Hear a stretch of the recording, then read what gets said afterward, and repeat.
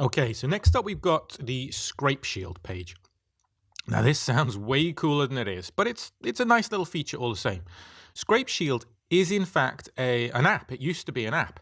It was an in-house app developed by Cloudflare themselves, so it's not a third-party app. And so many people were using it, and they like the features of it so much that they actually turned it into a core feature of the Cloudflare application. So you no longer have to access it through the apps page. It's permanently at the top of your browser by clicking on the Scrape Shield page.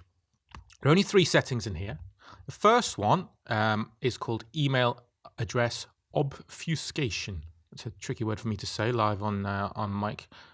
What that does, it basically changes the content on your site before it goes out to the visitor's browser, and it changes it so that only real visitors are able to read email addresses. So the email, if you look at the core code of your website, the email addresses will be nonsense, and any harvesting bots that are crawling through web pages, building spamming email lists, looking for email addresses, when they look at the code of your website, they won't find any email addresses at all. But if a real visitor comes and they look at the front end of your website, the HTML, then they will see the email address. They will see your email address on your Contact Us page or in your footer. This is actually a really nice feature to leave on. I turn this on or leave this on for all my sites, and it works really well. The next one is something called server-side excludes. And this is easier to show than explain. So if I go to my website and I go back to the dashboard and WP admin, and let's go to posts, and then let's click add a new post.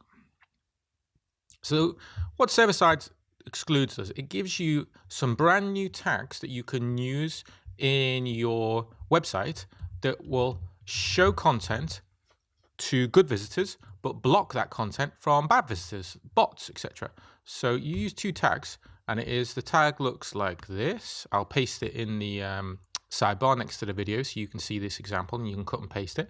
So bad visitors won't see my phone number.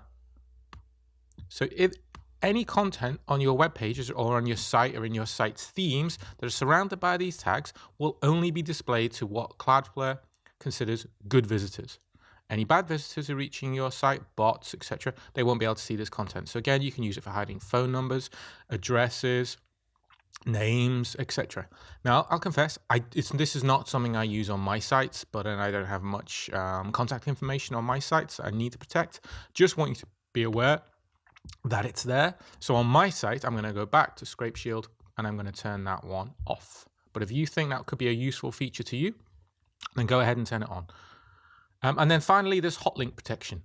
This is turned off by default, and it's not something I use, and I'll explain why. Everyone knows what hotlink protection is. It prevents other websites from embedding images on your site into their site, making it look like the image is on their site while you're paying for the hosting bill for those images.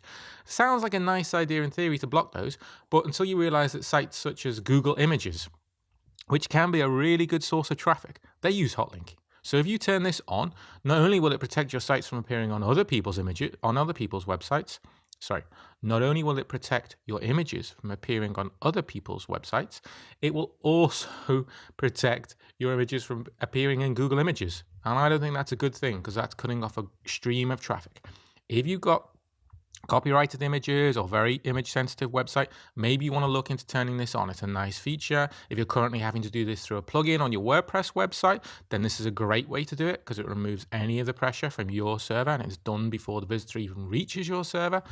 But for me, this one's staying off. I like my Google Images traffic and I'm going to keep it that way. So there's three settings here, and the only one I'm going to have on for my setup is email address obfuscation. And I imagine most of you guys are going to be exactly the same.